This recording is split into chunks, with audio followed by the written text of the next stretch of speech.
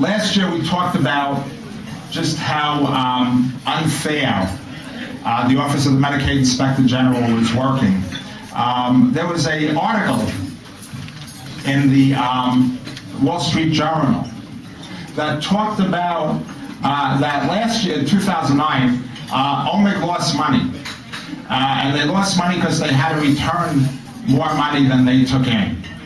And they have to return more money than they took in because they don't really work the way they were supposed to. If you look at, I pulled up all these articles back when they were formed under the Pataki administration, and they were supposed to root out fraud, and we know there's fraud out there, we can't deny it. They were supposed to root it out. And they weren't even set up right. You know, last year we said, please rein in OMIG, and it didn't get reined in. There was good legislation out there, but some people told me it wasn't sexy enough legislation, so we invited some firemen and Victoria's Secret models to come and talk about it, but that didn't work out. They're not here. We were thinking of making a calendar of the Inspector General, but we decided that wasn't a good idea either. So what we're going to do is just have to stick to the issue, which is either we get some legislation that will rein OMIG in, or we're going to have to request that it gets redesigned because it wasn't even given the structure and support to go after fraud the way it needs to. The way it was set up, it's really out there to harass our mental health organizations. So we need OMIG to be reined in, or we need it to be remade over. And last year, one of the things that seemed to affect the legislation was certain newspapers, like the New York Post, they wrote an editorial attacking any legislators who support the OMIG legislation. They said, if you support this, you support fraud.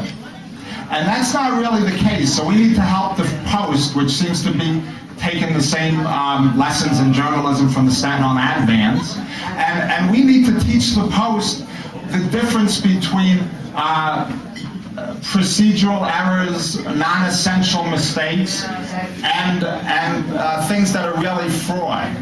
So what we might consider doing, and we talked about this with the other mental health councils, is from now on we keep a record of when the Post writes a story we don't like, or when the Post has a typo, and then we all charge them some money. And when they don't pay, because I'm pretty sure they won't, we should take them to small claims court. And we're hoping that if they have 2,000, 3,000, 4,000 lawsuits for a quarter each, or what is it, 50 cents now? That maybe they'll get the idea that fraud is one thing and having a procedural mistake or something else is completely different. And what we hope is somebody will begin to get some legislation out there that will make OMIG go after what it's supposed to go after, which is fraud, waste, and abuse, and leave organizations that get audited by OMH, OASAS, the city, and are said to do a good job, that have clients that get up in front of people and talk about what a great job they did, and then those organizations get a bill for tens of thousands of dollars because they may have forgotten to change a setting on their notes. They may have signed all the notes but didn't put down the title of the person who signed the notes, and OMIG comes in and asks for tens of thousands of dollars. And that just seems to be counterintuitive when you're trying to take the nonprofits and run them out of business when they just got audited and did a really great job for the people of New York and often the people in the most need. So we ask that the legislators try again to rein in OMIG, otherwise remake OMIG so that it can do its job properly. Support the legislation that will only allow reclamation for intent to defraud Medicaid, gross neglect or abusive clients, verified and uncontested overpayment, standard Medicaid statements for mental health and mental health housing services as the bills are actually, as the charges are actually incurred. Support OMIG as an enforcement tool and not a revenue enhancement tool. Get them out of the budget, because there was a great weight put on when you say you're going to collect $1 billion and there's a multi-billion-dollar shortfall. Everybody is anxious to have OMIG reclaim that money. So we need to get that out of the budget. Require that the rules set by certifying and licensing agencies trump OMIG interpretations. If audits go well and services are rendered properly, that should be the standard. Curb the power of OMIG to make audit decisions on their own definitions of medical necessity. Let it be determined by the governing agency and departments.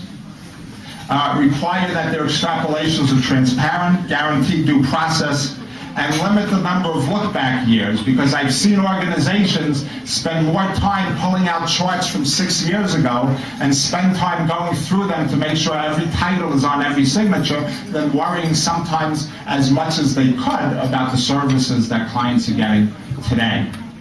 And that's really what all the providers here are about, providing the best services possible. So we need to get these onerous burdens and make them more reasonable again.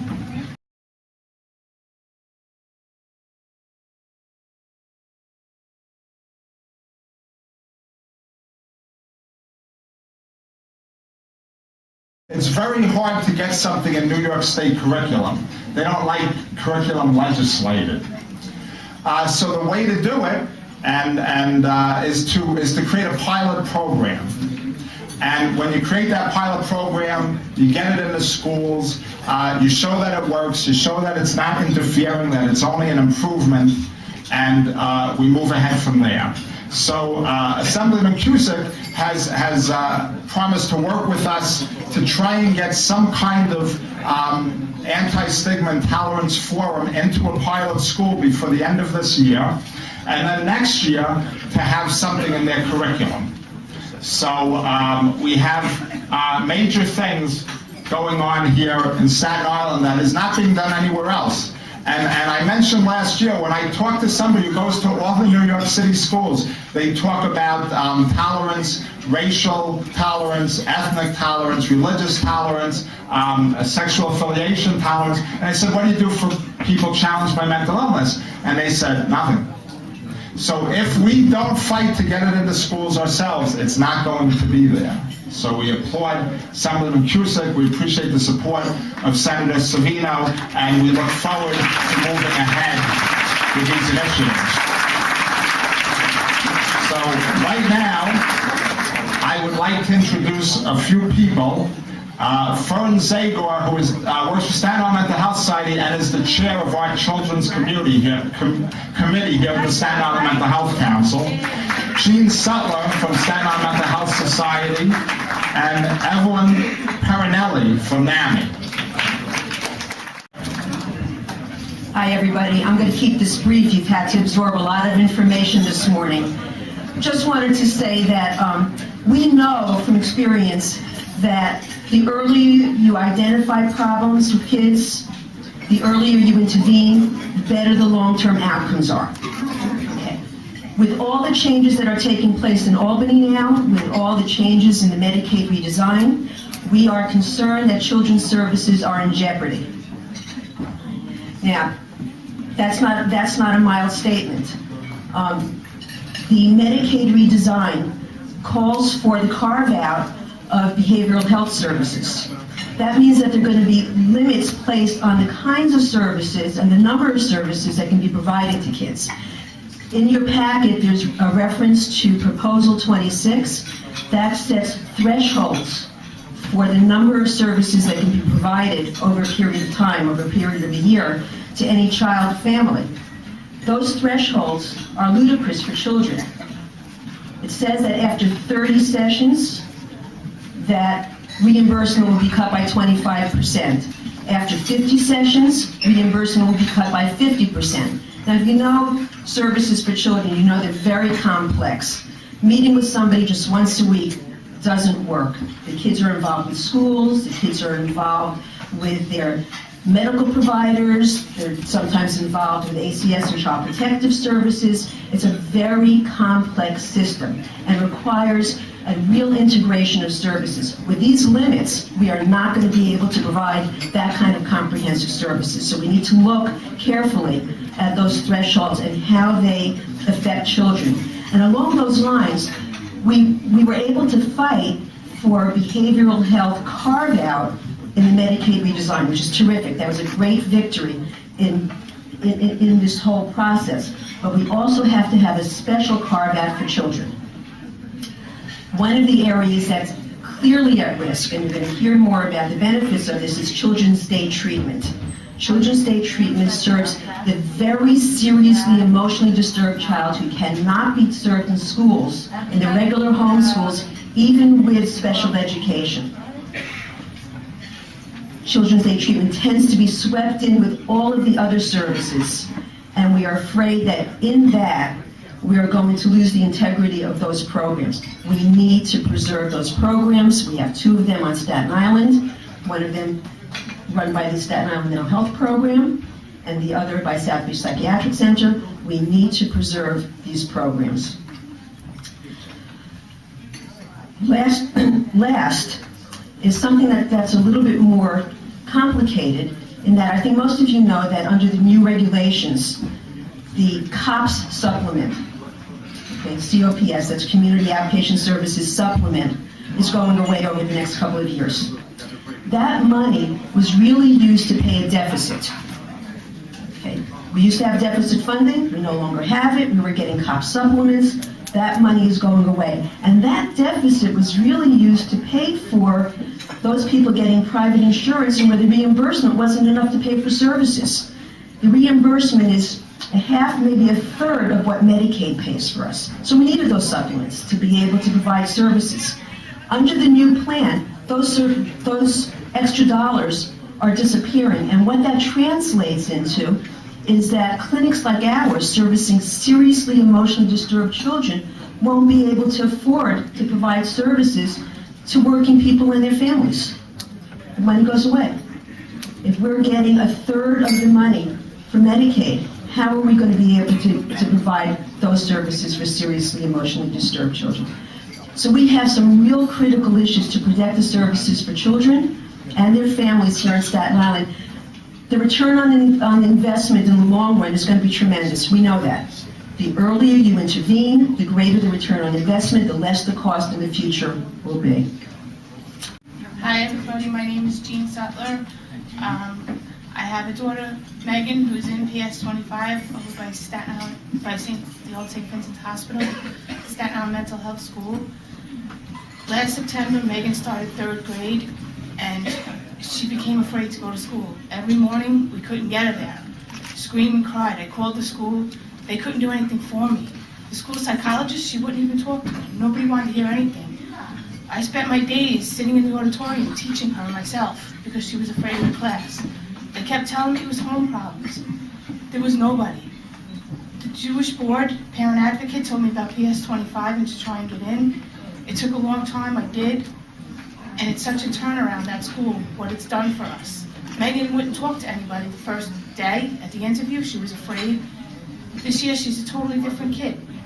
She talks to everybody. She's accepted. The school has done so much to help us. She goes to counseling, group counseling, one-on-one. They involve the family. I just think it's such a big improvement over what we had.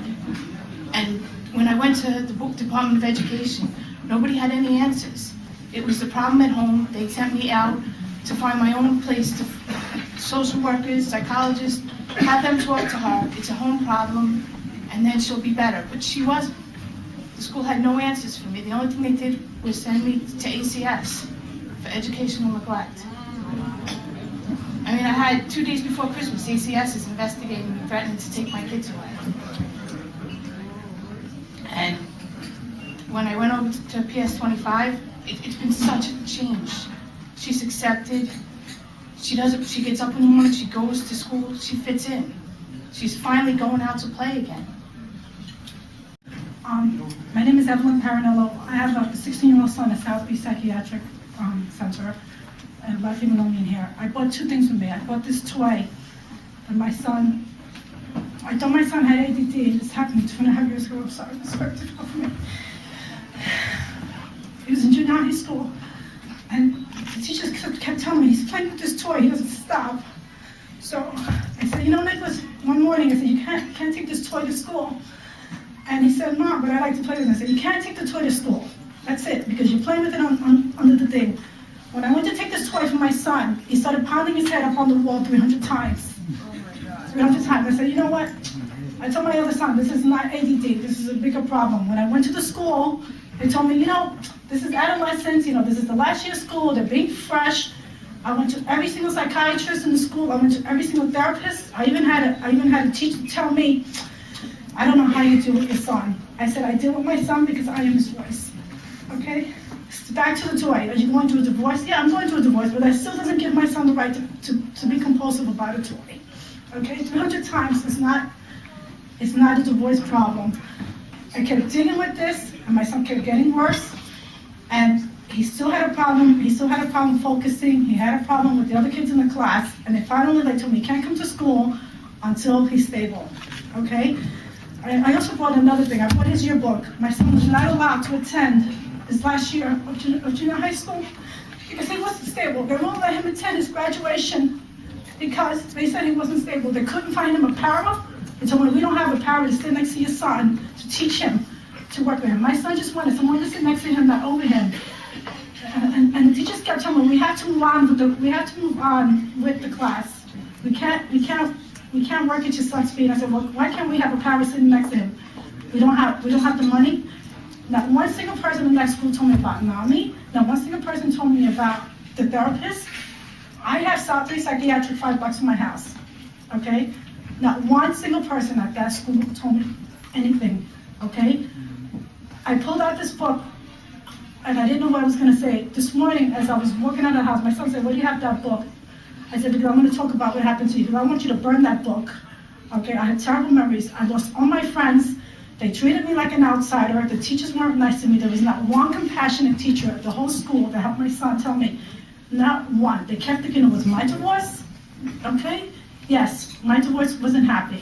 Okay? But my son is okay. This is not because of the divorce. They wouldn't even let my son attend his graduation. And all he needed was a parent next to him. He needed compassion. He needed the teachers to be educated. He needed the parents to have a little heart. There was not one, I didn't even know a word about mental illness until my son left that school. And there was not 1 ounce of information in junior high schools about mental illness. I had no idea. They assume that your kid is depressed because it's divorced, they're graduating, they don't know where they're going to go. There was not one stick of information. Not one psychiatrist in that school told me, not one, here, you should go here, you should go there, not one. They all assume that it's a problem in your home. It's not a problem in your home, okay? Not one bit of compassion, not one. I wish that there was something in the junior high schools that we could, look, you should consider this. Maybe you should look at this, There's always the parent, there was always somebody. There was not an ounce of compassion.